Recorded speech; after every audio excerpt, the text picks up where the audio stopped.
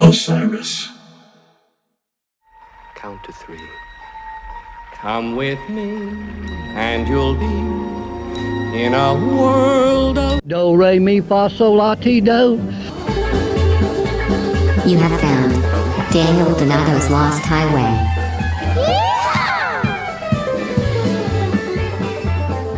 that lost highway. Howdy, everyone. Welcome back to the Lost Highway Podcast, episode 62. This podcast is brought to you by Osiris Media because this road needs a place to go. And our friends over at Topo Chico for keeping us hydrated, both offstage and offstage. Okay, thank you for joining me here today. On Thanksgiving last week, a few days after I had found out my grandmother passed, and I came back from Zion in Utah. I was hiking out there. I did Angel's Landing. Absolutely absurd hike. But over on Thanksgiving, I took too many milligrams of cannabis edibles. And I had all this bad news with my family, and I had all this inner tension with myself. And as the night carried on, I actually went into a really dark place. And this kind of negative trip lasted for 3 or 4 days. And it wasn't a psychedelic trip, and I wasn't high the whole time, but I definitely had a archetypal force within me. It might have been several come up and start having a rather, disciplinary, almost going to the principal's office kind of conversation. And it was really tough because I kind of had this imposter syndrome, thinking that, I've done the wrong thing with my life for all these years, and I should pursue something else, and that it's all vain and just negative things. And why I'm being transparent and sharing this with you is because I stumbled upon this Carl Jung quote that I think is brilliant. And I also think anyone who's ever achieved anything has felt this way, because I've reached out to so many people over the weekend, like dozens, and they've all felt this way. And I think it's great just to know that you have a friend, myself, that is sharing this reality with you, of emotions and pursuing things in the world, is that you will at times feel very lost and very scared and very existentially unsound and angsty. And I like this quote by Carl Jung to kind of bring you back to what we call Earth here. Depends which Earth you're talking about. Here we go. To be satiated with the necessities of external success is no doubt an inestimable source of happiness. Yet, the inner man continues to raise his claim, and this can be satisfied by no outward possessions. And the less this voice is heard in the chase after the brilliant things of this world, the more the inner man becomes a source of inexplicable misfortune and uncomprehended unhappiness in the midst of living conditions whose outcome is expected to be entirely different. Whoa! Listen to that inner man. Listen to that inner voice. The inner voice is not just your conscious work, and it's not just you. It's probably many sources that you are not aware of that are coming through in a understandable dialogue that we use in English or whatever native language you speak. But it's just a matter of fact that it's in your language. It's a source that is from many levels of consciousness that are very deep and archetypally sown with deep unconscious and subconscious feelings. And it's like, you have to listen to this thing. And if you don't, it starts to create a negative kudzu that just ties your whole external world into this place that is not positive. And when I realized that when my internal purpose here was from the inner man and not in the chase of external verification, but internal discovering, then I realized I could kind of step back from this negative bully pulpit of some kind and relax. But the vain pursuit of things that are only external, seems very short-sighted and seems like kind of a waste of consciousness. To be satiated with the necessities of external success is no doubt an inestimable source of happiness, yet the inner man continues to raise his claim. And this can be satisfied by no outward possessions. Yep. And the less this voice is heard in the chase after the brilliant things of this world, the more the inner man becomes a source of inexplicable misfortune and uncomprehended unhappiness in the midst of living conditions whose outcome is expected to be entirely different. Pursue from the inner world, use your consciousness in all 3 layers that we know of it to create the external world that you really want to the best degree that you can. And if you need help with this, I'm going to bring in one of our sponsors here, BetterHelp.com, specifically BetterHelp.com/Lost Highway. If any of the problems I'm talking about here today, and they're not even problems, they're just observations of conscious awareness that are realities of human existence. Stress, anxiety, work problems, relationship problems, self-relationship problems, anything, depression. But BetterHelp.com/Lost Highway. These are real professional therapists that you can talk to who are going to help analyze and process your thoughts and help organize your immediate environment around you. And this is all done through the safety of your home. So no data is being sold anywhere, all that. It's all trustworthy and it's all good. BetterHelp.com/Lost Highway for 10% off today.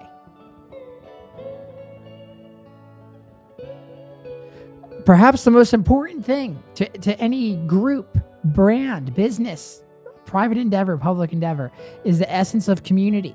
I think community is just absolutely important in all degrees. And my friend, my next guest today, Tony from Holy Moly Mischief, is more or less a very natural and astute being who knows how to cultivate community very well. And it's very admirable. And the thing about community is that if it's garnered and compounded off organic interest in the pursuit of ideals that are shared in a positive manner, and whatever is positive to the group that it is, then it starts to create a real thing. And his brand, his clothing brand, Holy Moly Mischief, not only is their aesthetic on point, the quality of their products are on point, but the way he curates his community, how often he's posting, how often he's talking to people, how he shares voices in the community, how he shares his opinions, how he's talking about the music he loves. And the way that the community is garnered here is just really beautiful thing to observe. And so I wanted to get into his brain, and I wanted to see how he goes about doing things and organizing his internal consciousness, his external world, and all of these things to create something that I just love consuming quite often, which is not only his clothing brand, but his content. My next guest today, my dear friend, Tony from Holy Moly Mischief. I think my first thing I thought of when we were messaging and whatever on Instagram is you had left a voice message. Yeah, I love and voice. I thought that was so cute. I was like, that's like very genuine. Cause like, you know, I don't know. Like I'm a very genuine person. So like, I feel like, I don't know. You're just like, I feel like no matter what happens, you're just like yourself. Well, yeah, I try to be myself, man. It's hard. It's hard to authentically be yourself, but it's also very easy. It's a confusing concept. Yeah. Well, I think more so, I mean, you're a musician, so you're like, you are a you, but then you're also, there's like, there, as time goes on, there'll be more and more of a machine kind of behind the music, behind you know what I mean? And so like. Should we light this candle? Yes. Okay, so I'll light this bubbler too. Yes. Man, the machine is really a dream. I mean, like. Just to have the, like, kind of the push behind you.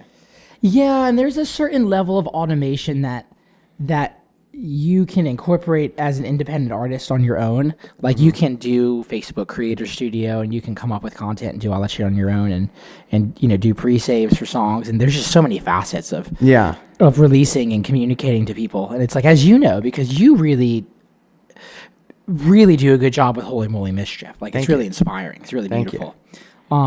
My friend who runs like 7 clothing branches. Whoa. And he was like, he like prints our stuff and he was like, man, I wish I had someone that was like how you are for Holy Moly Mischief for each one of my brands. He was like, if I could just find like the person who's as passionate about each one of these brands as you are about yours, he was like, it would be over. It'd be great. But it's like, good luck finding someone who's as passionate about what you do with your brand if you're not the owner. Exactly. Like, that's the luck. hard, hiring somebody that's like, I feel like the Dead actually are some of the like first people to do that. Yeah, man. Because we're all free. Like, it's weird to say because like, but it almost is kind of like, it is spiritual to so many of us. It's so much more than that. But like, also like, oh, we're like all like walking billboards for their music. Because in some way, it's just like when somebody has like a religious, it's like when somebody came back, it's like when Ram Dass came back from India and like gave his whole life to this guru over there and was just like wanted to talk about this guru guy. People were kind of at first like, what is that? Have you read Ram Dass? You're going to be here now. Yes. And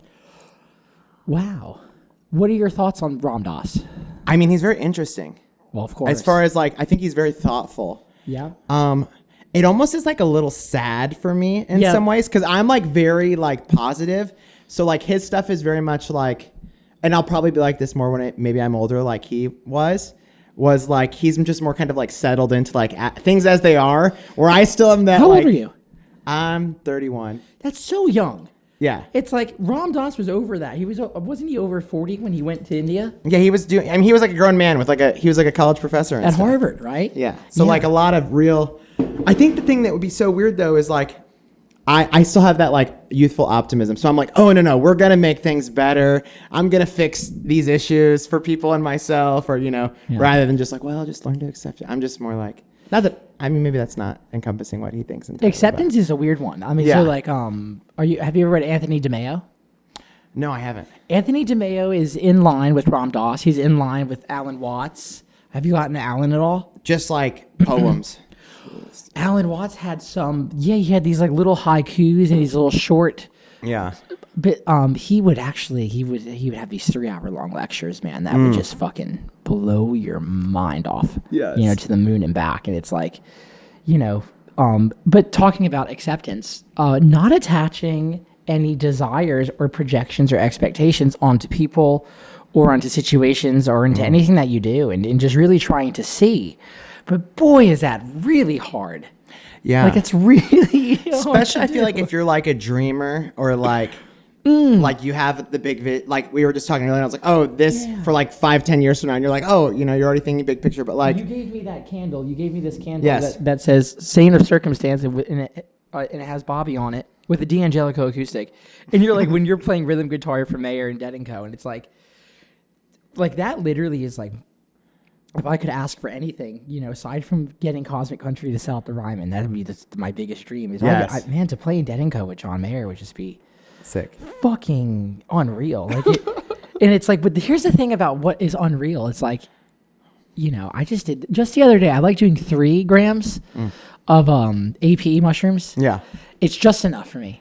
And it's like the ego goes away, and it's like I can just kind of like get that USB plug of the universe into my heart. Yes. And like, but it was like, I realized like I should stop saying unreal because like, or I should at least analyze it, because it's like the psychedelic experience, it's not real, but it's like the most real. Yes. Dude, And exactly. it's like, what's going on there? So like maybe like these dreams that we say, oh, that's unreal. It's like, well, maybe it's actually just so real. Mm-hmm.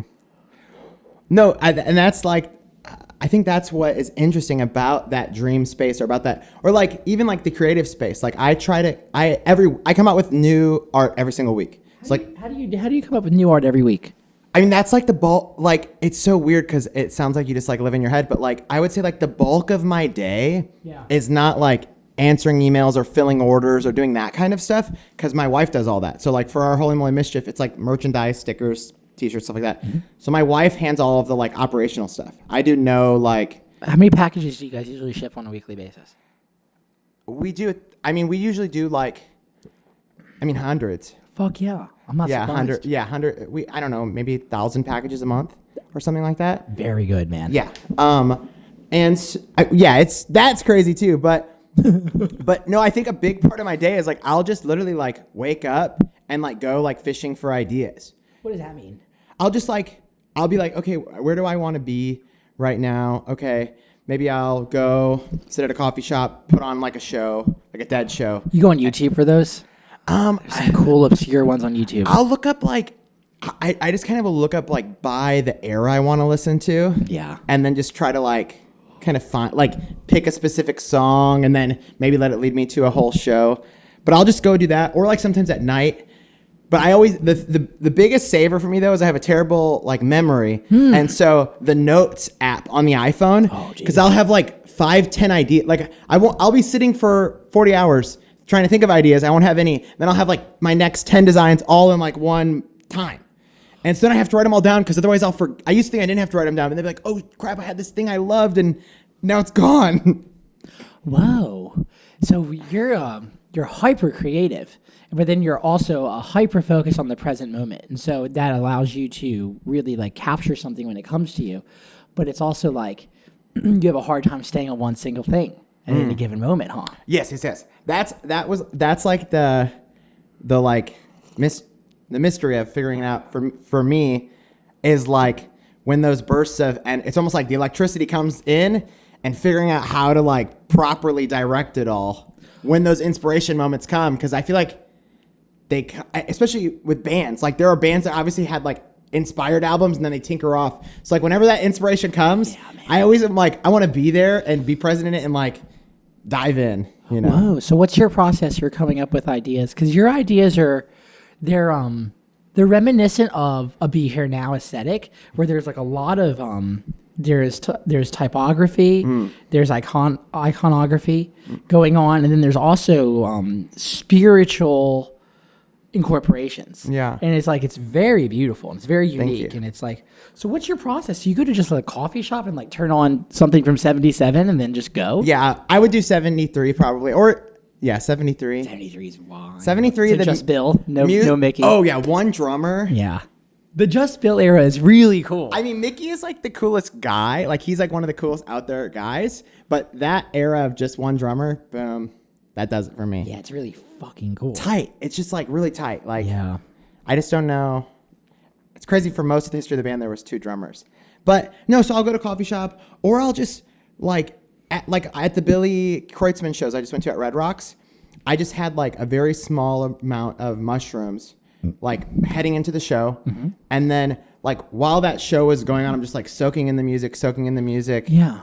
And then I'll just like think of like little ideas or whatever, or like that. I did like a little like Sgt. Pepper's kind of thought. And it was Captain Tripp's Foolish Hearts Drug Band. And I thought, oh, that'd be kind of cheeky or like kind of funny. Yeah. And I'd had that idea earlier that day, and a guy I was collaborating with who lives in Boulder, Colorado, Danny Evans is his name. He does This Old Engine is his thing. But we were collaborating on something, and I was like, oh, I really want to do this idea. And then that night we went to the show, and they played 2 Beatles songs. And so we were like, oh, I think we should go ahead with it or whatever. Well, that's kind of cosmic. Because not every idea do I go ahead with. Like, I'll have a lot, or like people sometimes will email in and be, oh, I have an idea. And I'm like, oh, that's like I don't need ideas. I need like post ideas. Like I have a lot of ideas. I need help making them come to life, you know? What do you mean by that?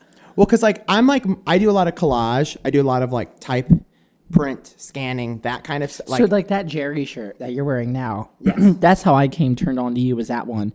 That's collaged, huh? Yeah, this is a scanning out of like an old Relics magazine. And then Shout out to Pete Shapiro. Yeah, I just saw that guy yesterday. But this was like a scan out of an old magazine, and then this is all just like hand drawn stuff that's then like scanned in through like a Xerox machine. Damn, that's so cool. So there's like that element, or like there's some stuff like I did some like Jerry Garcia posters, and I had the vision for it, but I couldn't execute it because I'm limited as like a digital artist. Like I can draw a bit, but not like crazy. And so I was like, well, whose like art do I see this in? Oh, I reach out to that person and say, hey, do you want to do this? Here's my art idea. Can you help flesh out what I want to do? And there are some artists who can really do that. Some people don't like that idea.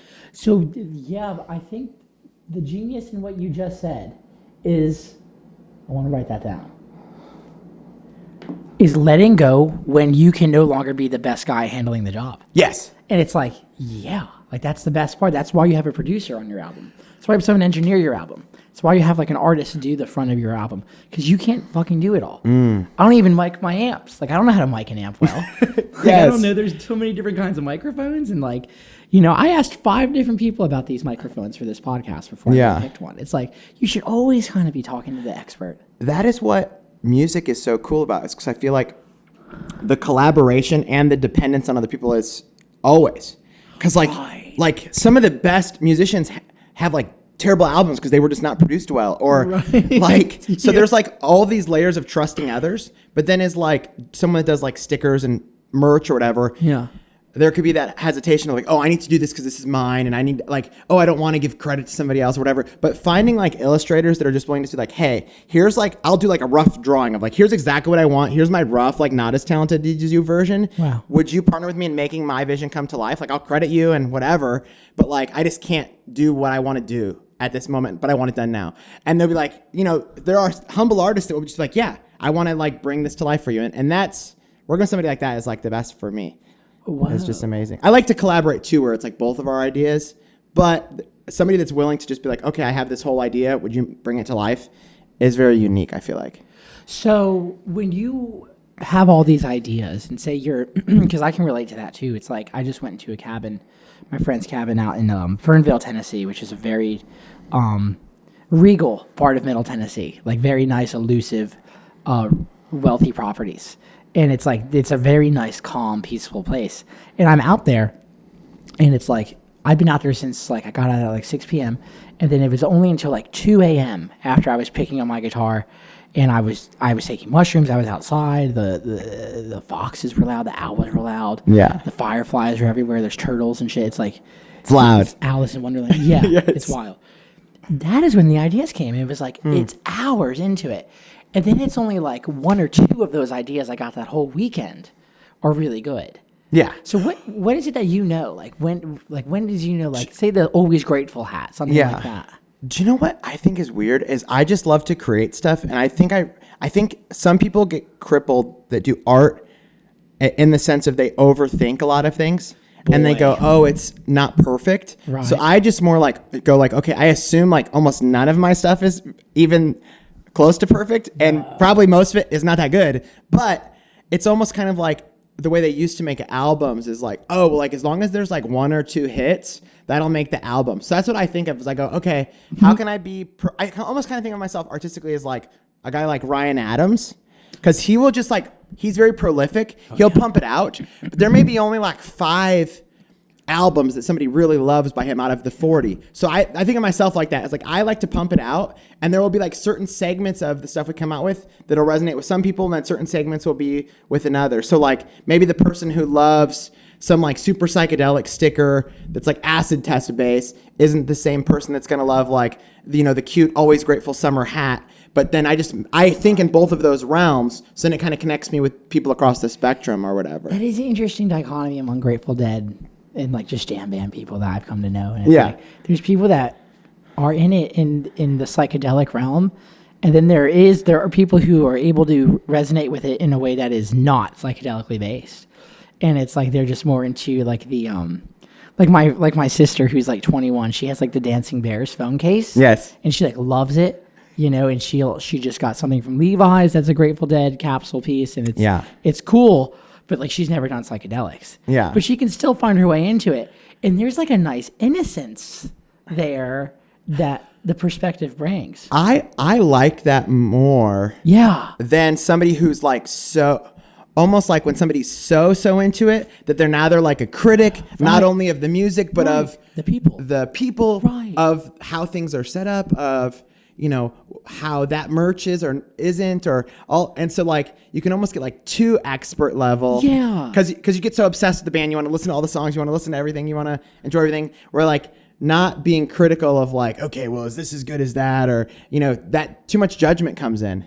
Yeah. So the innocence of just a brand new non-psychedelic person, they're just like a fresh clay. Pre-psych. And because like you want to stay in that psychedelic loving place, not get spit on the other end as like a jaded critic of like, yeah, I remember when I did Even Better Acid in 1995 and Jerry was there and you were not even born, and or whatever. Yeah. Yeah. There was, hanging last night at the Phil show, seeing you there, it was like going back to school. Yeah. It was like seeing all your friends, and it was that feeling, and there was very little criticism. Yes.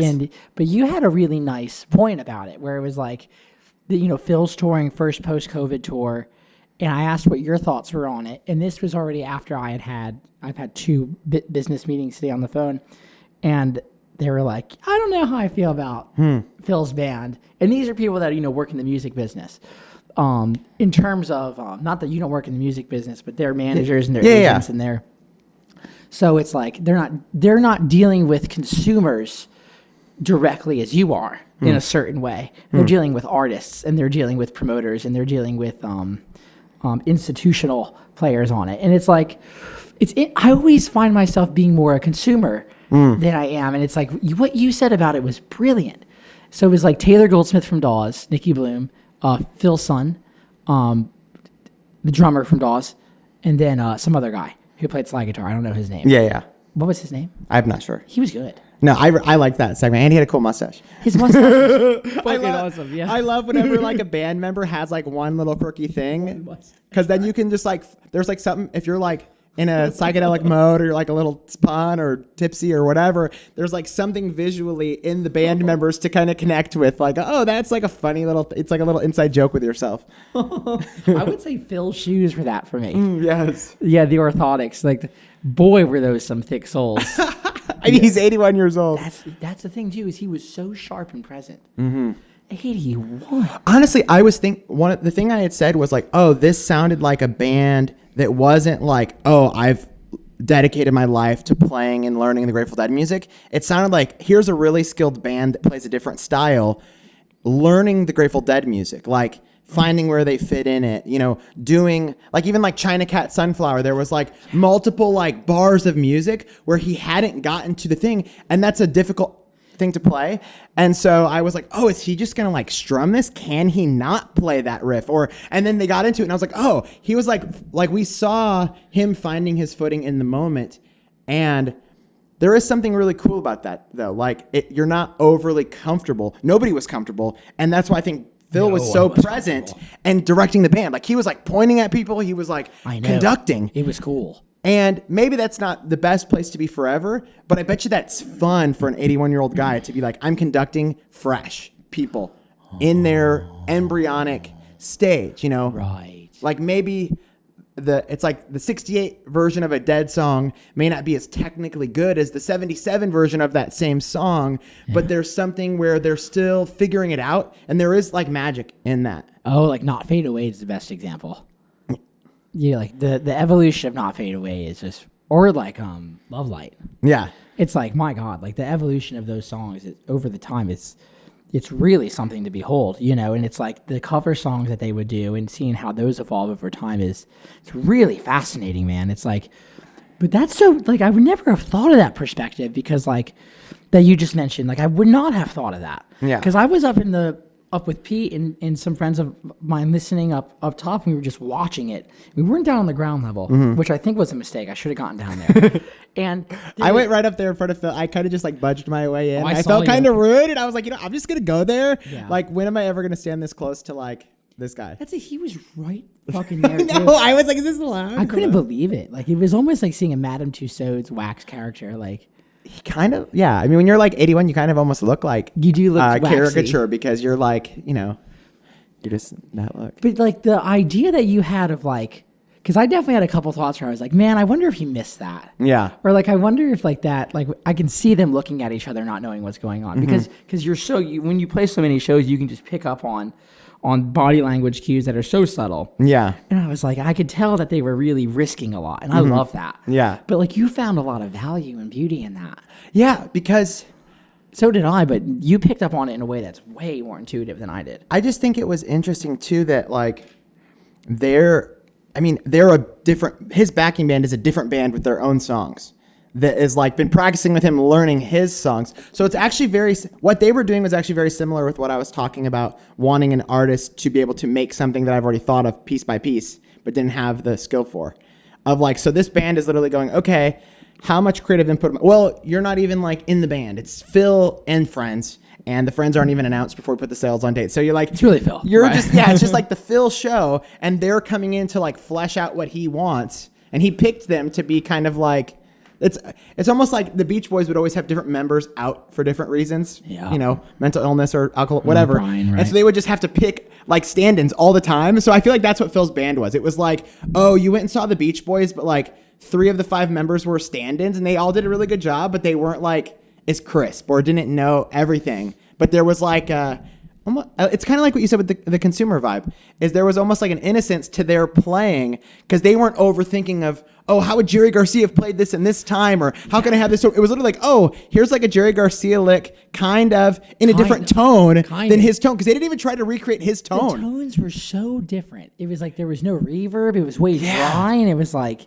that was what was so interesting about it, though, is because it really, you just heard Phil playing, and I was like, okay, there's what I know. Yeah. Because nobody was playing like, oh, here's someone recreating the Bobby part, and here's somebody recreating the Jerry part. It was like, here's 3 guitarists just playing in the same key sometimes as that over song. each other. Yeah. Too, that was interesting too. There were several times where all 3 of those dudes, heads down, playing over each other. They didn't even know. It was like, that's so cool that Phil was like, because it really showed me like a fundamental, and I had this question, but it was like, Phil, I think fundamentally last night showed us on an abstract level what Grateful Dead must have been when it first started, which is let's see what happens. Like, let's get these variables, let's get these set up and just see what happens. And that seems to be way different than what Dead & Co. is. Because when you go and see Dead & Co., sure, they're improvising, but you know what's happening. Like, you know that China Cat's going to break down and go into I Know You Rider, right? And they're very rarely they're going to pull out Crazy Fingers. Yeah. Or are they going to go into, what was it that they went into Stella Blue from? Oh, they did it old. I can't think. Like, that was one I'd never seen. It was like Phil, like fundamentally showing you what the Grateful Dead like mission statement is. Yeah. He was like, I haven't ever seen that.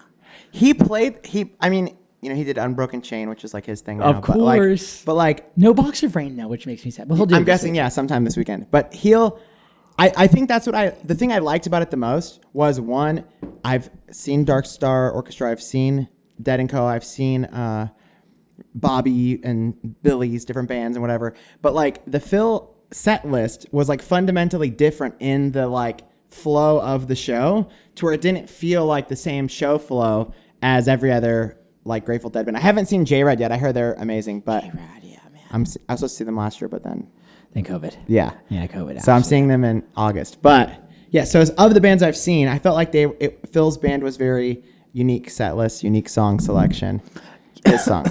And the approach to it was really cool. Like, he was so easygoing in between songs, and like, it was very fascinating, man. It was like, my friend turned to me. He was like, "This is the closest thing you'll see to seeing Jerry is seeing Phil play, because he has the spirit of Jerry, kind of the way that Jerry went about playing music and improvising, interacting with others, and bringing everybody up around him. Like, you notice how good of a leader he was, high-fiving everyone in between sets, and like being really cool."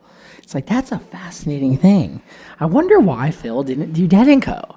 And it's like, I wondered, so it was like, is it because it's more of a show than he wants it to be?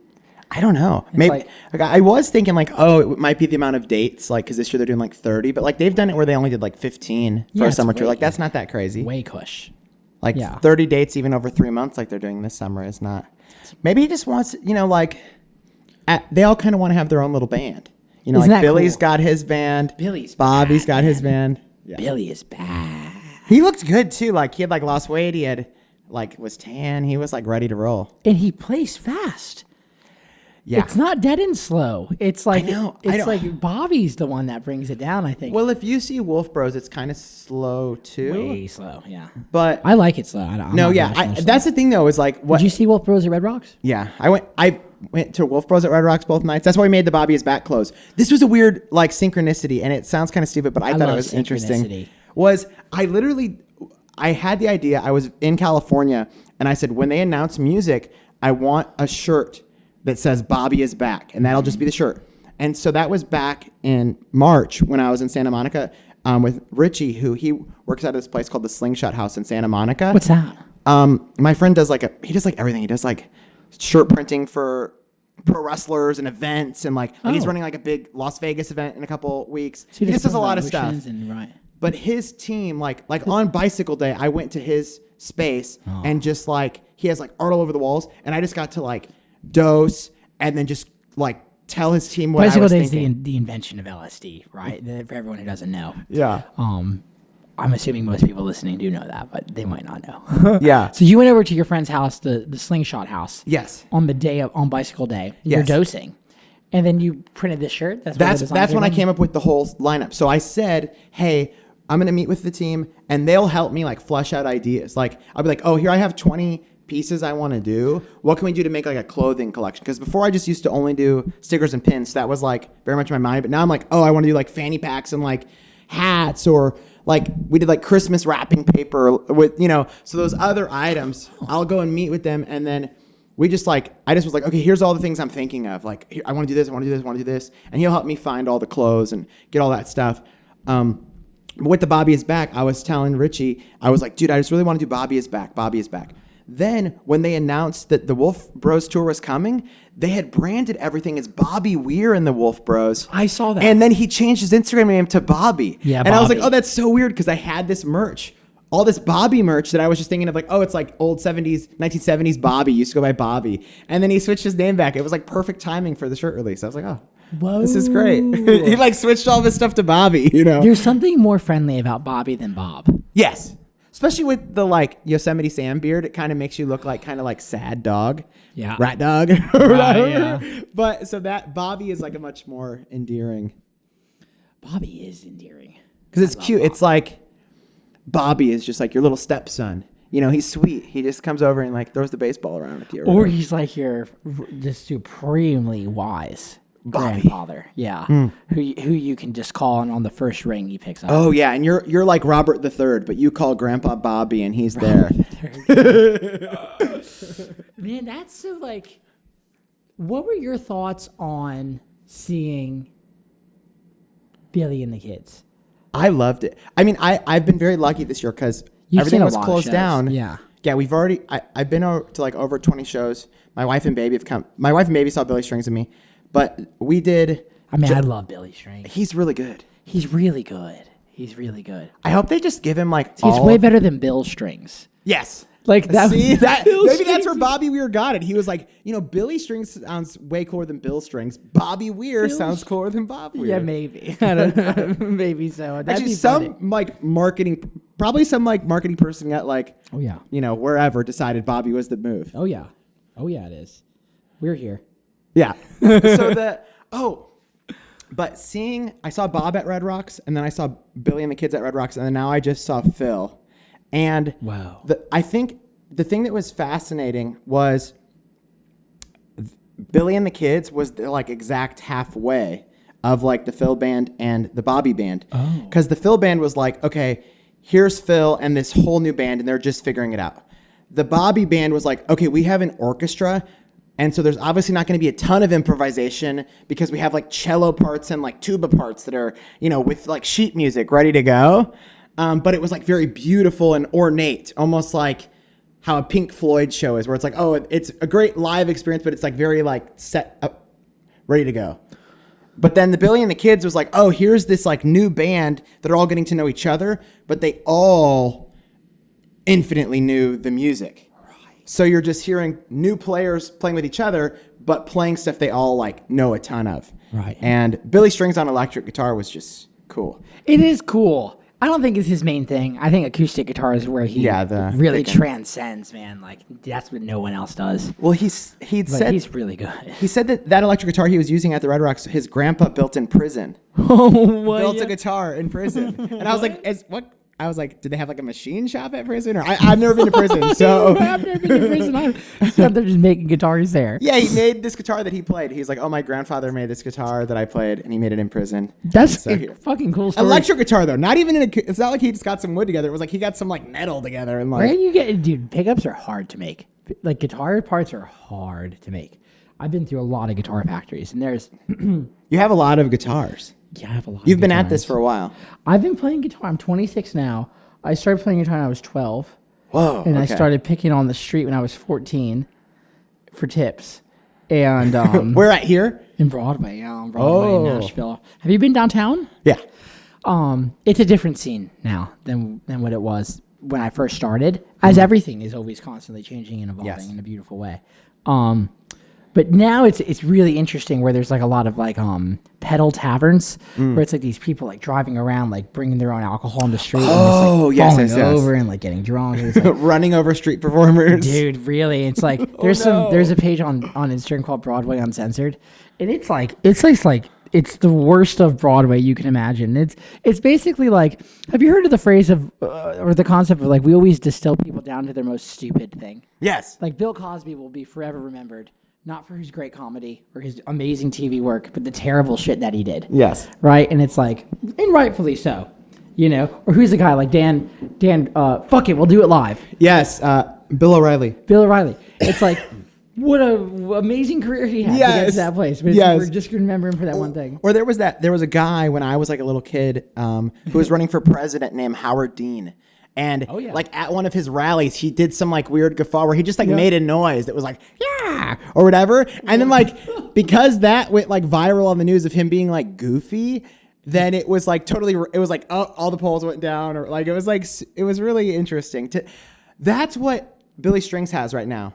What? The opposite of that. He has the opposite of the like guffaw moment. Instead, he has the momentum.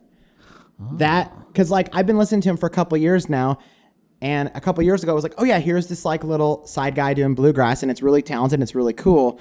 But sometimes people get like the rocket put on their back, so to speak. What do you think that is, the rocket? There are certain people that recognize talent that have like a taste. They're curators. Hopefully these people are heads of labels and venues and things like that. Sometimes people that are heads of those don't have that curation, that taste.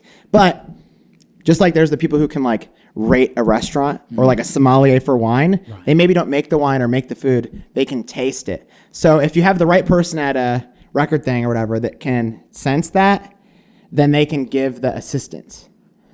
Because, like perception of people sometimes is reality in a lot of ways. So like even like him getting to do the deja vu experiment with the dead thing, where it was like, okay, cool, this guy's not in the dead, he's doing his own thing, but he comes over and does. So it's like, because it's hard, and you have one Dead song on your album, which I think is like perfectly tasteful, because what it does is it brings that over from people over there to listen to your music, but it's not just making you, oh, here's like a second-rate Grateful Dead, or oh, here's like a Grateful Dead cover band, which has its place, but he's been able to do that where it's like, oh, he can play some Dead shows, maybe throw in a song at his own shows, but it's not, oh, here's the newest, best Dead cover band. It's like, oh, he's doing his own thing, but is getting that kind of positive friction from kind of running with the Grateful Dead and being of that same spirit or whatever. Man, I was thinking about that same thing. It's like it's really an interesting thing to see, and I think Pete Shapiro was behind both the Deja Vu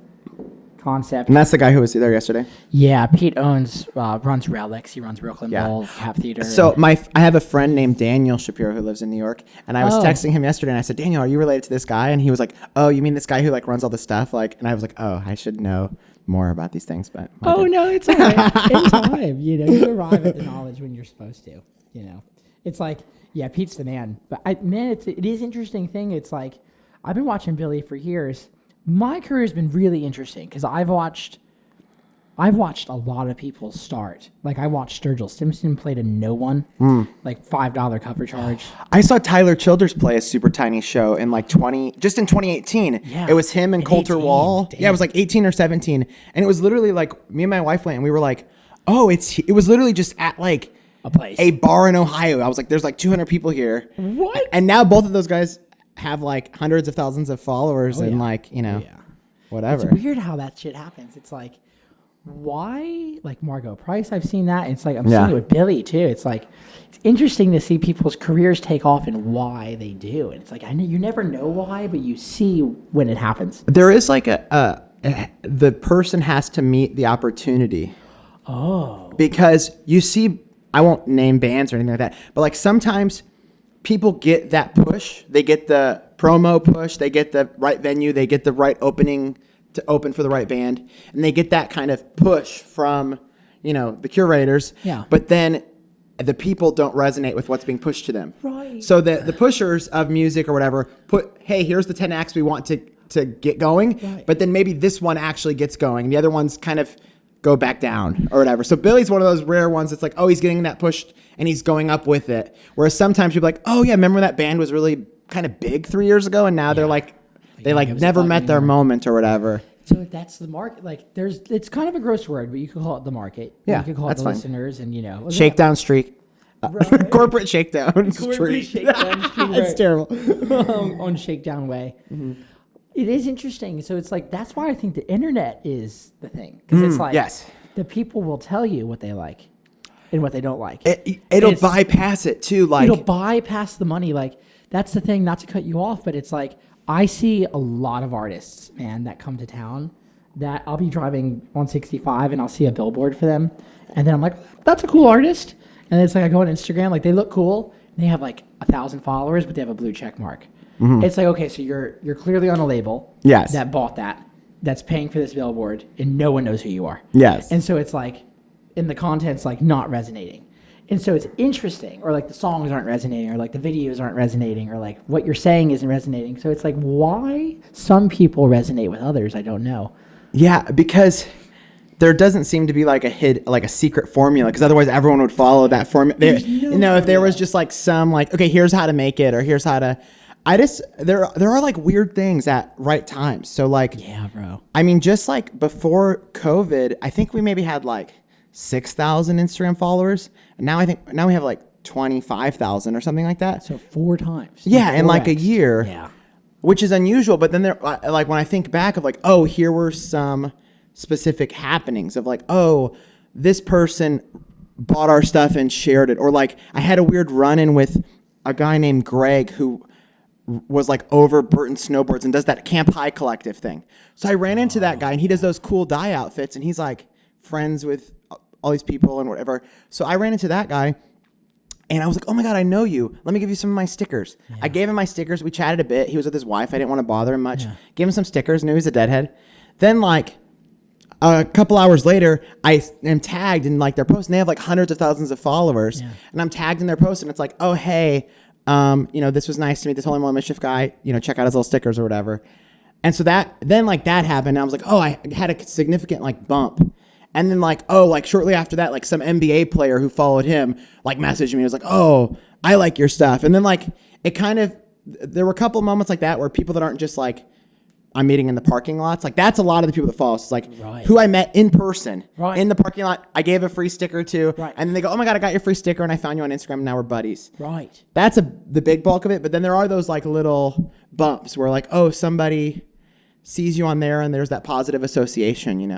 It's like I always try to think about like what is really the thing though that like makes somebody like take the transaction to message you or to like you on Instagram or to come seek you out in the lot and meet you. And it's like, dude, I think it's the fact that you're being truthfully who you are and that's transcending through your work. And it's like, that's a hard thing to do, by the way. But like your stuff has a feel. Yeah. Like your stuff has a feel to it. That's what's so weird too, is I've had pieces where like,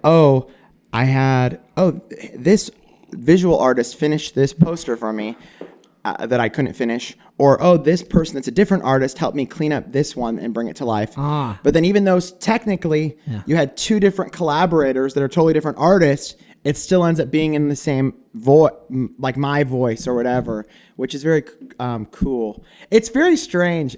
Still, strange. It always feels strange. Like, yeah, it's just very strange. The thing I like the most though of making stuff is the connection point. Like I just went and had lunch with this couple. Well, we didn't end up eating anything because I stopped by their house, and then I went into their living room, and they had all my stickers all over their fridge. And I was like, holy shit. And they had stickers that I had done like 3 years ago. And I was like, fuck, you guys have known my little art for like 3 years, and now we're just meeting for the very first time. And they're like, oh, we already know you, sort of thing. And but it feels like it doesn't seem insincere. Like you actually do just feel like, oh, there's these little like pieces. It's like if you went to someone's house and they had your record on the player in their living room, and not because they knew you were coming over, but you just stopped by and they're like listening to your music. You're just like, oh wow, you resonate with me. Oh yeah. That's like what does it for me. Like I don't care about like many things, but like that social connection. Yeah. I like live for that. That gets me like high. It totally gets you high. Yeah, absolutely it does. It's bringing value to other people through the things that you create in life. And it's like, there is nothing better than that, man. Or maybe there is. Like having a family might be pretty good, but like, or things like that. But that's a really good part of life. And it's like, it happened last night when we were, my friend and I were getting a burger afterwards, and these people pull out of an Uber, and they were just on their, it was like this guy and like his friends, and they were in town for a bachelor party, and they're like, Daniel fucking Donato. Yes. And it's like, but the thing was, the Uber had the music playing. Yes. When they opened the door, like my music, and it was like, that's so odd. But you feel like you shouldn't like that. Yeah. Because you feel like, oh, is that like conceited or is that vain? It's not. But it's not, dude. It literally is so nice because, you finally like open up yourself enough to share parts of yourself. Of course. Like a lot of people never are able to get their whatever trauma, whatever happened. they never end up just getting to open up and like want to present themselves to anybody, or that's just not their desire. But if you're like an artist type and you want to just open up and like share your stuff with the world, then somebody's like, oh my gosh, you're the guy who opened up his heart and shared your stuff, and I love it, and it's playing in my car. Right. That's powerful. That's very powerful. Yeah, and it's like, I think if you think about it in one draft, right? Say you have 3 drafts. The first draft, you might say that's conceded, and it's like, no, like really, you want to think about like how much importance do you place on the approval of others on yourself? And it's like, well, you want to be careful about that, you know. But there's certainly nothing wrong with placing importance on bringing value to other people. Yes. Right, and it's like that's really the thing that fucking matters. I think it's like, so I don't know, you know, I definitely, you know, growing up in the South, there's a lot of people that say go get a normal job. There's a lot of people that say go work at Geico, or you know, that's what I just stopped working a normal job like 3 months ago. No shit. What are you doing? I was working at Tesla. As what? I was doing like paperwork for like car, nothing that cool. Just like You weren't an engineer. You weren't no, I didn't like invent the car or like send it to space or anything like that. No, I just shit. like did like back end work, like financial stuff. I love Tesla. It's my dream to own a Oh, Tesla really? Cybertruck, man. Yeah. My friend One of runs my the desired Tesla natural store, so Yeah, you were telling Scott me Phillips, about what's up? Yeah, that. Scott does. he's a cool guy. He used to have super long dreadlocks too when we first were friends. Not anymore. Not anymore, but now, yeah, he lives there and works at that Tesla store. But yeah, the Cybertruck is cool. Cybertruck is unreal. It's the most cosmic country vehicle there's ever been. Yeah, I just left. I left in March, and I was like, you know what? It's time.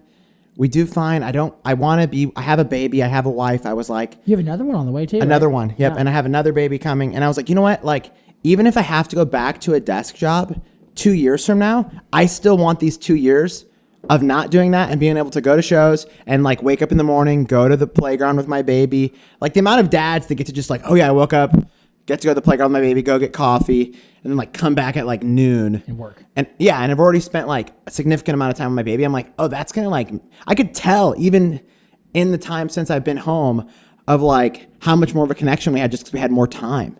Wow. And so I was like, oh, a lot of people like don't get that time. They're just, they can't afford to or whatever. Yeah, so I was like, oh, I need to like use this opportunity to like focus on the art. And then we ended up traveling like all over the country, went to 15 national parks. What? Yeah. You guys driving the truck? Yeah. Well, not our other truck. We literally, me and my wife and baby in March. I had my last day at Tesla on March 12th. Then Literally the day before the pandemic was a national state of emergency. And then, oh, really? It started on the 13th. And then we went to, which is ironic. Then we went to California and we stopped everywhere along the way. So we did. Holy shit. We did like from Ohio to California. We did 15 shit. national parks. It's a long drive. My baby did the whole thing. It was great. We did all the ones in Utah, like Zion. What are you giving your baby? Fucking. She's awesome. Ketamine? No, she's just like super happy. What's crazy, dude? She did like 70 hours in the car total. And we never even gave her like an iPad or anything. She was just like singing along, hanging out. What? It's crazy. She can like sing too. Like I like will play like that new John Mayer song, Carry Me Away. And she can literally sing along to it. And she's like not even 2 yet. It's weird. Whoa, that's Yeah, she's weird. very smart, like musically. It's cool. What do you think about the fact that a child, my 10-year-old sister sings a song she doesn't know, and she always has. Yeah. She doesn't even know the words, but she'll sing the melody. Mm-hmm. And so it's like, when a child does that, like, they're partaking in the contract that music communicates with us in ways that's not word based. Yes. And it's like, it's just sounds. Like, what the fuck's a sound? Like, what is a word more than a symbol of a sound? Yeah. It's like when I say the word vibe, you don't really know what vibe is. Yeah, exactly. Like, you can't like write down like what vibe means. It's like, so it's like these sounds that we just make from our fucking faces that mean things to people. And it's like, it is weird. It's so strange on the fundamental level. It's really interesting. What is so funny about that too is like, I think that's one of the things that's weird when you like categorize everything. Like, let's say if you were going on like, eHarmony to like date somebody, you might write in like all the things you think you want and all the things you don't want on like a list. Right. But like all of the things that like when you meet somebody that either like draw you to them, they're always these like sometimes you might be like, oh, that person's like really terrible or something like that. But like in general, it's like, oh, you either just kind of like vibe with that person and it's natural or it's not as natural. And it doesn't mean you're not going to be nice, but you just might not like seek that out. But there are people who you just naturally vibe with and you don't even know like, well, what on the list is good or bad that I like or I don't know. You're just like, there's just certain people you just connect with. And so that's how everything is, I feel like, in life.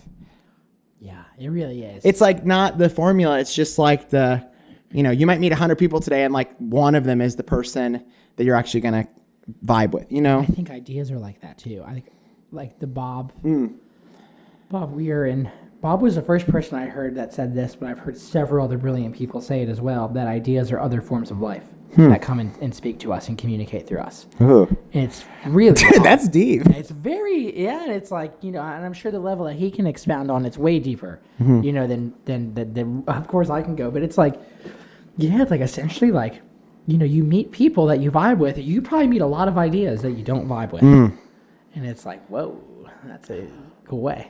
And the thing that's interesting about both ideas and people is like not every idea you have or every person you meet is meant to be there or like be there forever. Right. Like, the forever thing's a weird one. Yeah, because it's like almost like, well, if you're my friend today, well, what if we're not friends 10 years from now? But it's like, that's okay. And like, or like if you had a friend that was like, oh, we haven't kept in touch, they live in a different place. It's like, well, it doesn't invalidate that you were true friends. You just can't keep in touch with everyone you've ever met on tour. Or, like if you were just having to text every musician you ever played with or every friend you ever made, that'd be your whole life. Here's the thing too. It's like, I'll get texts from people that will be like, oh man, so stoked to see you're coming to Asheville. And it's like, it'll be a number I didn't have saved. And it's like, I'm sorry, who is this? Yes. Because I don't know. Yeah. And they get mad at me. Oh, yeah. And it's like, man, I'm sorry. Like, but it's like, you can actually, like, psychologists have proven, like, you can only remember 150 names. Yeah, you can only, that's how many, like, fuck how you, many Mark people Zuckerberg, you can, for giving me 5,000 Facebook friends. No, That's too many. exactly, Like, exactly. I can't remember 5,000 people. Like, you can't do that. Oh, no, exactly. Especially, too, I mean, you create music where, like, people feel like, any art like that, it's like people feel like they know you. They follow, especially, you do content, you make podcasts, you make yourself available. I love being known. I like talking to people. No, exactly. So do you. I can. No, oh, yeah, I love that. The thing that's funny about it is, like, then you already exist in someone's reality before you even meet them. And then you meet them, right. And it's almost weird for them at first because they're like bringing to grips this idea they had of you from, the Instagram videos. And then now here's the real you in front of them. And they're just like, oh, hey. That's a weird one for me to handle. Yeah. And you don't want to let people down or you don't, like, oh. Yeah, you don't. The thing that's where Anthony DeMeo really helps me. Yeah. It's the idea of a projection, an ideal of you exists, and then and the reason that that's true is because it's like the way you think of yourself is the way you think of yourself. It's not the way your mom thinks of you. Yeah. It's not the way your wife thinks of you. It's like you have a version of yourself that only you have. And so it's like for every person that interacts with you, there's that many versions of you. Yes. That are legitimate.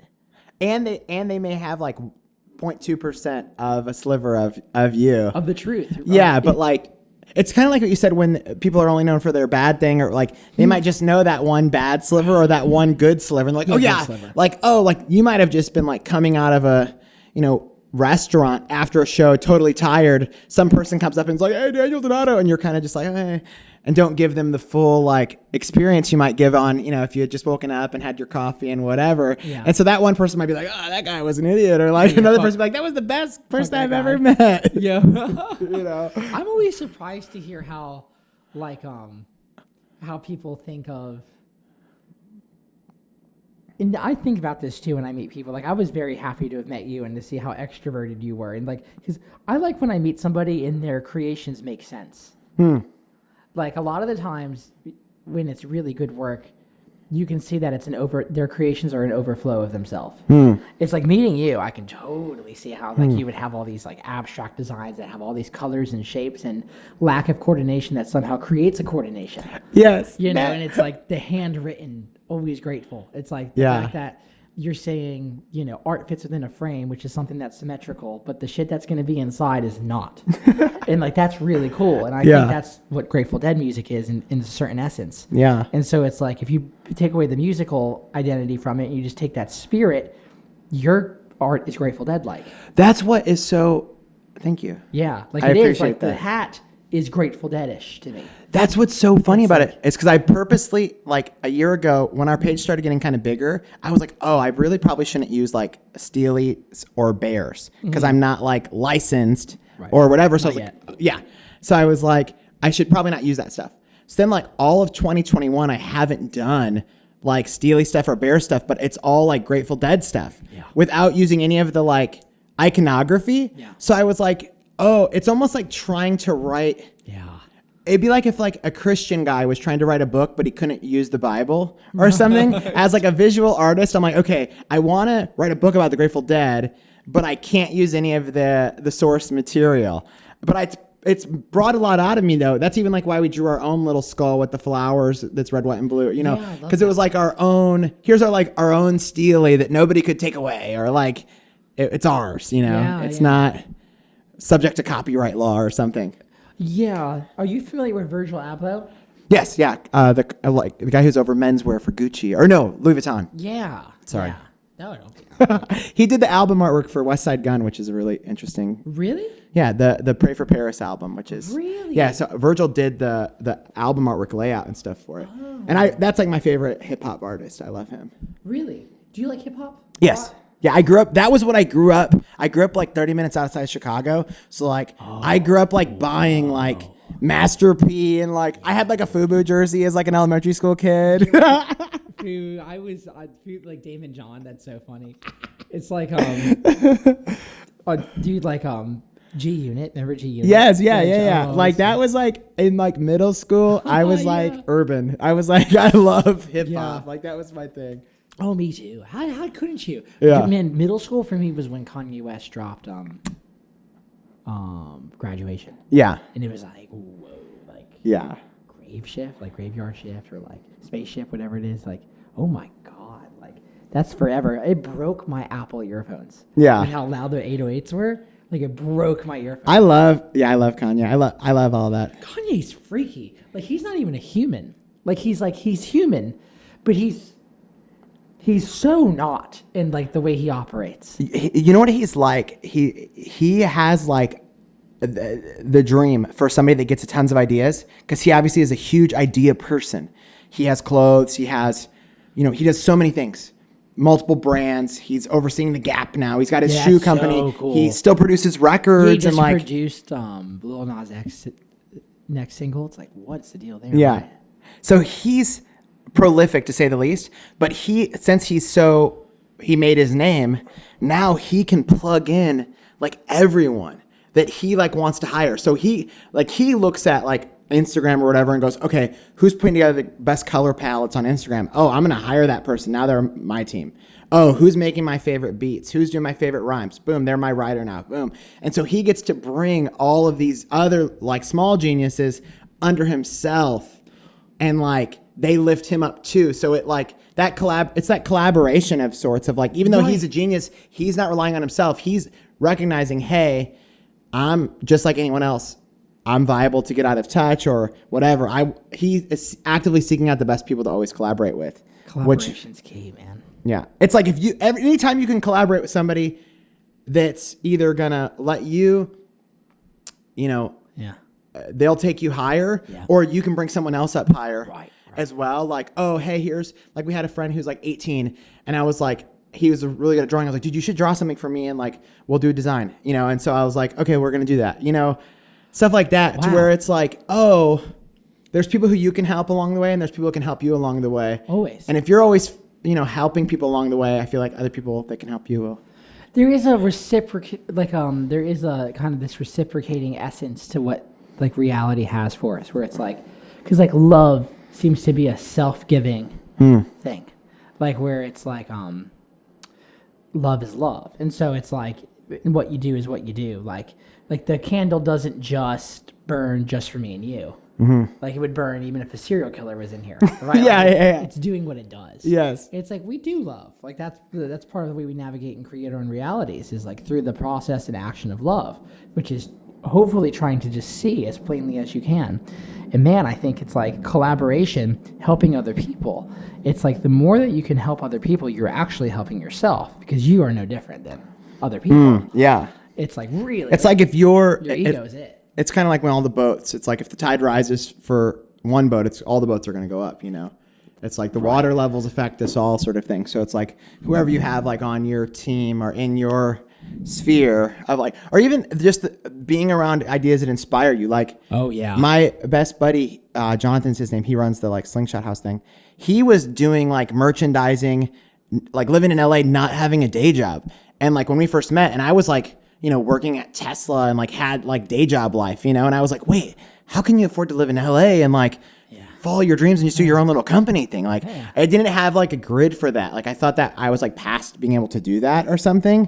Which was like, not true as a projection you had. Exactly. Right. And but like other people doing well can either like make you like a jealous weirdo, or it can give you like a blueprint of how you can like, oh wow, it like shows you that it's possible. Yeah, that's the thing too, is like if you're a person who is succeeding and people come up and talk to you, it's like, you know, first of all, whatever your perception of succeeding is, 'cause there's already somebody who's always doing better. Yeah. But it's like, do not mistake your luck for your skill. Yeah. It's like the reason why you're successful is also based on luck. And so you should always be trying to curate and invest in more luck happening. And a great way to do that is to help others. Yes. And it's like, just help. Like, it's so interesting, like some of the things we've talked about here today. Like, in the thing that's coming to my mind the most is like the art of egoless collaboration of like Bill Kreutzmann and Billy Strings and the, you know, Tom, who's from J-Rod playing guitar. Or Phil, bringing on the guys from Dawes, or like you working with your friends who give you business blueprints, or people who are beneath you. It's like the Virgil thing, though. It's like Virgil had this idea where he goes, if you have an idea that's inspired by something, which is the only way you're going to have a good idea, it's inspired by another one, is that you take that very thing that inspired you and you modify it 3%. And therefore, there's your next creation. Yeah. And so the thing that you've done with those pins, I saw it last night. I was like, oh, there's the 3% rule again. It was like walking into Brooklyn Bowl and everyone had the Holy Moly Mischief pins on there. Yeah. Their fucking shirts, which is so cool. I was like, there's Tony. But it's not Tony, but it's Tony. Yeah. Like on a pin. And I was like, oh, he just took this kind of iconography, whatever it is, and just modified it 3%. Yeah. A little. And he just made it you. Yeah. And it's like, that's a brilliant way to like go about creating, man. So you're probably doing that intuitively, but I wanted to put it out there in the case that you were not aware of the way Virgil goes about that. But it's like, if you look at the 10, the collection, it's basically just like it's like a Jordan 1, but it's just like modified basically 3%.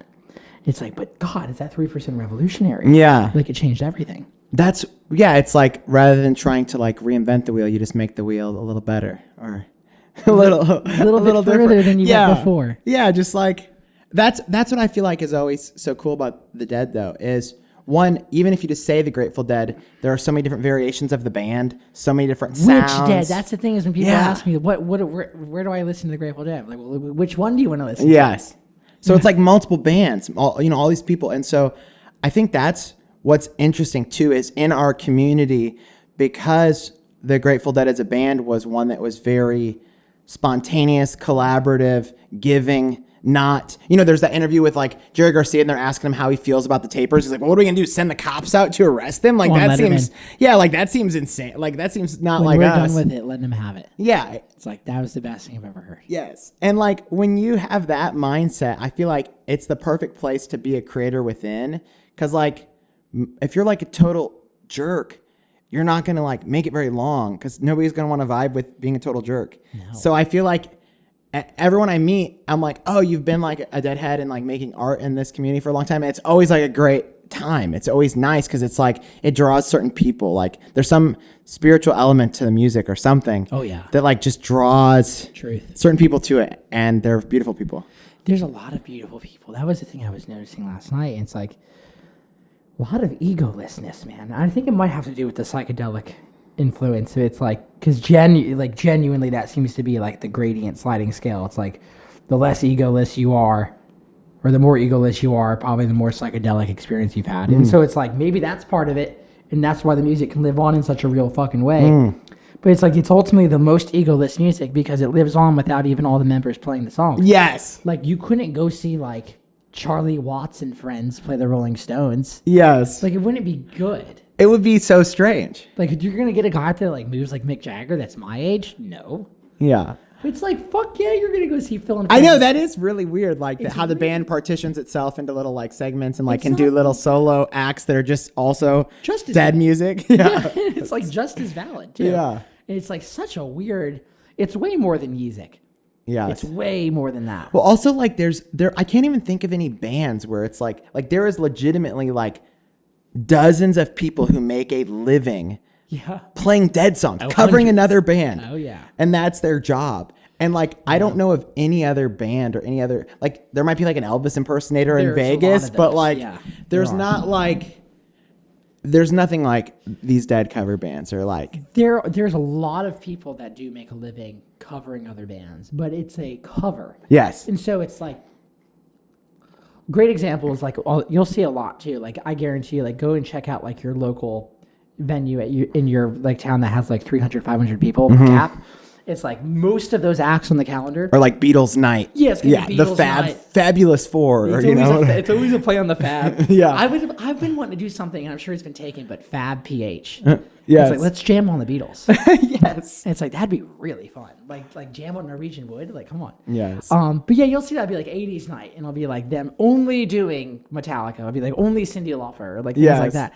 But it's like they're actually trying to be those people. Yes, they're trying to like dress up like them, and Yeah, it's how like do an you- act. What are you gonna do? Dress like Jerry? You gonna wear a black T-shirt And like a chubby suit, or in the red Air Max 90s? yes, which were just sweatpants. the biggest flex I've ever seen. Yes. What? That's the thing though, is like when people come in, like it's not like they're trying to be like, oh, like John Mayer doesn't come in and like try to dress as Jerry Garcia. No. Or you know what I mean? It's not a recreation. It's like a continuation. You know what I mean? Like they're not. Yeah. They're trying to like be like, oh, what can we add to the conversation? Not just, oh, how can we do our best job to, be half as good as the Beatles, trying to be just as good as Not the Beatles. even half. Instead of Yeah. that, it's like, oh, here we're gonna like add our own little thing to the combo, and I like that. It's egoless, man. Yeah. Well, even just like people will like hate on Mayer for whatever reason, whatever, valid or invalid, whatever. Yeah. But like the idea that he literally just had like the #1 album still. Freaking crazy. And is like crushing and like, as a solo artist, that he's just willing to be like, okay, I'm going to come into this band where everyone else is in the band and I'm going to like literally try to play like some other guy and not overstep and not put my, like, I'm just going to try to come in here and like serve as like a little Service. Yes. Yeah, like, oh, I'm just going to like hold the tray while you guys all get to eat the snacks off the tray. And I'm just going to be here and like do my job. And obviously he draws a ton of people in, but like, I feel like the way he's joined the band is very like egoless for somebody that could rightly have like a giant ego if they wanted to. Oh yeah. Just be like, yeah, I'm the man. Like, of course, we're gonna do Bodies in Wonderland after set 1, and do like whatever. You would absolutely like to say. I think it's not like. I think with someone who's that developed, I think it's the incorporation of their ego is a way to look at it, because it's like, you have to have some ego to think that you can do that role. Yes. Like, yeah. you have to. Otherwise, you'd have to be quite confident. Yeah, right. Which, in terms of grandeur, too, because, like, this band's been around longer than you've been alive. Like, years longer. So it's like, they're actually already broken up once before you were alive. So it's like, that's interesting. They already had a #1 song out, 2 of them. So it's like, very... But it's like, how do you incorporate that ego? I feel like that's where artists really start to transcend, is like where they have all this confidence and they have ego, but they can incorporate it where it fits. It's like they're confident in their designs and they're confident in their sounds, whatever it is, but then they're egoless in terms of maybe the way they execute it or the way that they get it out into the world. Yeah. Mayer's like, if you really think about it, there's no one who's ever done what he does. Like, there's no one. It's wild. It's like, this is the first time it's been done. Like, that's a weird thing to like think of. Like, we've seen a lot of things like that. It is so funny too, like how iconic Jerry Garcia is. It's hard to imagine another band. Like, it'd be like if Robert Plant from Led Zeppelin had died and then they got somebody else. And it was- like it'd be very hard to imagine. You couldn't. But somehow Jerry Garcia even being like one of the most iconic, like it'd be like if the Jimi Hendrix experience after Jimi Hendrix died still was called the Jimi Hendrix experience, but had a different guy. You'd be Here's like, Kevin. oh yeah, here's the Kevin, Hendrix Here's Bill. experience or whatever. Yeah, and like that wouldn't happen. But Jerry Garcia's on that same like Mount Rushmore of like just all time best ever. Yet somehow he's been able to come in and like fill this role and done a nice job. He's done a nice job, and I think that's where it is. And then people would, because there's going to be a lot of people that'd be like, well, he's no Jerry. It's like, well, Jerry wouldn't want to hear that. Yeah. Because that's not very zen. It's like you can't hold on to the ego of an identity of somebody forever. The music has to live on. Yeah. It has to move. And it's like, easier said than done. But man, Mayer's he's the man, in my opinion. He's my favorite. What do you think will happen? Like, this is not to be like sad or something, but like Bobby. Yeah, like after, because that's the thing. When I go see Bobby, I don't care think about that what too. the band is, how slow it, whatever. It's like Bobby is the last like singer from, it's like his voice is the voice I think of when I think of like Half the Dead catalog. Of course. All those songs of J.P. Barlow and stuff. And so when he's no longer singing live, I'm like, oh, that voice would be on. Like, yeah, people will be able to like recreate things musically on instruments, but I'm like, oh, hearing that guy's voice with the music will one day not be there or whatever. So I'm like, oh, I wonder what will happen, like what the scene will be like in, whenever he stops playing, and maybe he won't stop playing for like 20 more years. So I don't have to think about it. He might. Yeah. Well, let's say like 5 years from now, I'm like, oh, where are like all these deadheads that aren't like Fish people? Where are they going to be all meeting? Like, where are all the people that I just met at the Phil and Friends show going to be in Nashville 5 years from now so that I can reconnect with them around this music? Like, wow, where will they who are be? going to be those acts? Or, Yeah. is it going to be a different act? Or is it going to be a Great Dead cover band supergroup with Daniel Donato and John Mayer and O'Teal? Whoa. Whoa, man, that'd be wild. That'd be a glitch in the simulation. Yes. That'd be like the rocket, getting the rocket on your back. It would be just like, hey. That'd be one of them. Boom. Yeah, man, that really would. My God. The Rocket on Your Back, the Golden Rocket. That's a Yes. good song if you ever get a chance to check it out by Hank Snow. Oh, really? Yeah, man. You know what they should do is... I think it'd be a thing where they take time off and then something else comes from it. Yeah. You don't think they'll do like remember, this might be before your time even, but I was very small. Limp Bizkit was replacing their guitar player with a competition through Guitar Center. Oh, yeah. And so they literally had like kids I knew in middle school are bringing up their, Squier Stratocaster and their little amp. And are like, I am trying out for Limp Bizkit at the, local Indiana Guitar Center or whatever. Holy hell. You know what I mean? So like, that I think that's probably the only time that's happened where a band that was that big at the time was like, we're gonna have a Guitar Center tryout. Yeah, that's definitely what they'll do. Imagine like somebody gets in their ear that's a great idea. Like, look, guys, it's gonna be great for marketing. It's Guitar Center. Like, there's gonna be a Steely on it, and Meet us in the lot. See y'all there. Bring your own amp. I just love that concept though of like, oh, it's like some random person off the street that just shreds that guitar could just like show up and join the band somehow. It's very democratic, and Jerry would like that. It would be so funny though, because obviously there's one thing to be able to play an instrument, but to do it, in front of a huge audience or whatever, it's just the idea that they even did that was really funny to me. That is funny as hell. I think it'd be a thing where they take time, Yeah. It's like, but God, I think about them whenever I see Bob, and I don't like that I think about his mortality, but it's like, he really is my biggest hero musically, man. Because his lyrics and his character, like, he just is such a winner. Yes. And he's just a lighthouse for everyone. It's just like, and he's like super like stable. that's what I'm saying. Yeah. It's like, He's got like a wife and kids. He's buff. he's buff. He's got a Exercising. Tesla. Yeah, he's driving a Tesla. Yeah, he's fine. He's good. He's got a hat now. A poncho. Yeah, the poncho is bad to the bone. The poncho. See, there's ego. Like, that's a guy with an ego. Like, if you're Gotta have a poncho. yeah, hey, I'm gonna go play for 9,000 people. Bring me my poncho real quick. Like, that's an ego. Yeah. Like, and that's not bad. No. That's definitely an ego. I'm gonna wear a poncho. I love when acts get like a signature outfit piece. Like, Come oh, on. so and so has the certain cowboy hat, and that's the Hank Williams hat, or Yeah, man. whatever. Bob's kind of got the poncho and the cowboy hat as like his latter year like look, kind of like how the pinkish purplish polo and the short shirts were for the 80s. This is like his new look. What's your look? Do you have a look you're wanting to do? Do you have a?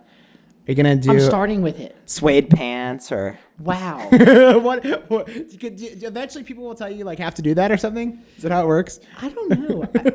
I know that, like, so like you're talking about things that stay the same. Yeah, like It's some like outfit. I feel like they like after a certain level of success, they want you to have like a specific outfit that people Yeah. can know you for, like So you can be an Prince, archetype. and you could be a purple, latex guy or whatever. Holy hell, that's crazy. I'm not that imaginative in my aesthetic to that degree. That would be wild. It'd be so funny. I do have things like, I do keep things similar. Where like I do like selvage jeans, like Yes. like Japanese denim. Okay. I love tie-dye shirts. and I love playing like one guitar. I have like one, like you see how many guitars I have, and I have way more. Yeah, there's like 20 just in here. It's like, I play one though. Yeah. And Cool. so Then that'll become like your guitar. Right. So I feel like guitar players are different, where they have like, Yeah.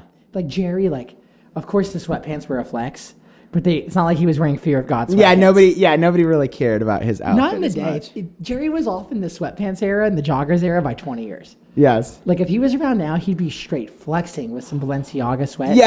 Yes. He just has like some like chunky Balenciaga shoes, some sweats. Some Fendi. What would have been really hilarious is like if he had just stayed healthy, and then like them coming into the late 90s and the early 2000s of like what different collaborations with like hip hop groups or like new metal bands or like the marketing potential of like a Grateful Dead Slipknot shirt or like what kind of crossovers they might have tried to make the Grateful Dead do that they actually ended up doing. Cause you know, they were always doing like, oh, we did a show with the Beach Boys or we did a show with Chuck Berry or like, you know, these sort of things. So I'm like, oh, had they stuck around through like the early 2000s, like, oh, would it have been like the Grateful Dead and Jay-Z unplugged in New York, you know, like Linkin Park and Jay-Z or something. Or like, I just always think about like how silly that would be. Right. Damn, dude. I got 99 problems and Touch and Create It's one. like Jerry Garcia in 1999 at Woodstock in 99, like Grateful Dead playing between like Korn and Limp Bizkit or in something. Green Day. Yes. Before the Green Day mud. Yes, Green Day. Oh my God. Jerry Garcia doing like slide guitar on a little Green Day song or just like funny stuff. Can you imagine him doing just roll like Franklin's Tower in the midst of that mud war? Holy hell. Yes. I thought that was when I was like a very little I love kid. Green Day, though. Oh, you love it. Great. Everything was punk rock was just so cool when I was a kid. yeah. Just the spirit of it. Dookie is But then the hippie stuff kind of started getting me like oh yeah, man. in like 7th grade, Yeah. there was this shop, like a local head shop called Greenfields, and they sold like bead doors for your bedroom or like stars for the ceiling or blacklight posters, and they had was like that, tie-dyes, like heady tie-dyes. Yeah. Whoa. And like yeah. when I was like in Artifacts 7th grade, I would of see this like weird tie-dye, and I was like, what is that even? But I was always so drawn to it. And then like in high school, I read Electric Kool-Aid Acid Test, and I was like, I was like, I will never even smoke a cigarette, but if I ever get a chance to do this LSD stuff, I would love to. Like that was like my mindset. I was like, I would love to try that stuff. That's so intuitive too, because like that's so intuitive because there's so many synthetic elements that go into a cigarette. Of course, LSD, but like Yeah. a cigarette is a heavily synthetic, Yeah. derived substance. Mushrooms and cannabis those are pretty organic. Like you could buy those next to kale. Yeah. Like if you were talking about the grocery store of life. The edible weed though is too crazy for me. The reason In Colorado, like you get fucked up. here's the problem. I felt so bad. My poor wife. We're on a family vacation. Do you have your child with you? Yes, Getting yeah. that fucked up? Well, no, I didn't mean to get. Here's what happened. We had friends. Everyone knows a couple. Well, not everyone. We know people in every city that we go to, and so we always are connecting with different people. Like I'm connecting with you now. Yeah. Well, one of our friends we made run like a weed edibles bakery. So they gave me like oatmeal cream pies that were like 600 grams of weed or like Little Debbie's? a nerd's. Yes. Jesus, They gave me like weed. 600? Yes. Holy shit. And so literally These are I'm like, friends. I was just like These are bullies. eating. I'm like, oh, just These are eating them. fucking I'm bullies. back in the hotel and I'm like puking my guts out. I was like, Kara, I think I'm going to die. Like this is terrible. Like, and I was like, oh, like I'm like, I could do like anything, but sometimes weed will just like get me. Man, when you eat it, your liver Dies or processes something. it. Yeah. And there's 3 different chemicals that are produced when your liver eats it. And it's like and there's something I think I'm a dumbass. I think they're like 10 times more psychoactive than THC Yes. regularly. And it's like, holy hell, man. Like no one tells you that when you go to buy the gummy bear. Like they don't. The dude's like, yeah, man, tastes like strawberry. It's like, well, what is Yeah. it? It's like, bro, I don't fuck with that. It's like, what do you work at a reed store? Like, is sativa or indica? It's like, I don't fuck with that. It's like, okay, whatever. Yeah. I'll buy it. I'll see. And it's like, my God, sir, I'm riding a fucking dragon halfway through Scarlet Fire, all the way over Red Rocks, and I'm Yeah. astral projecting. Yeah. There's nothing more fun though than taking edibles and playing. Now, Oh, that playing. is Okay. a whole different thing. Oh. You know, but man, I probably got to get out of here because Yeah. I'm hitting fish for the first time. Yes. this weekend. I'm Three hitting shows. fish for the first time in like 2 weeks. Wow, what So- a moment we have here. Yeah. I'm So we're so- both pre-fish. Maybe so a excited. year from now we'll do another one that's post-fish. Like we Let's talk do about that. it. How our first show was or whatever. I'm really excited for your journey, man, and just the way when I see Working Man's Dead or I see American Beauty, when I see your artwork, it makes me feel in Thank a good you. way.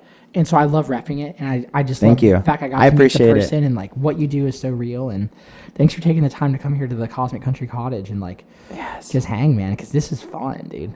Dude, very. Yeah. Thank you. Thank you for having me on. If you're still listening, thanks. Oh, they're listening. Thank you, Tony. Dude, thank you so much. Thank you. So much positivity. I mean, I just got to drink a little bit Topo Chico here to hydrate myself after all that positivity from Tony from Holy Moly Mischief. Indeed, go check him out on Instagram. And he'll be at any Grateful Dead show, any Dead and Company show rather, for the foreseeable future. He's always on the lot, and he's always has the best stickers, fanny packs, hats, shirts, and the biggest smile on his face. And I think a smile in real life goes a long way these days, a genuine one.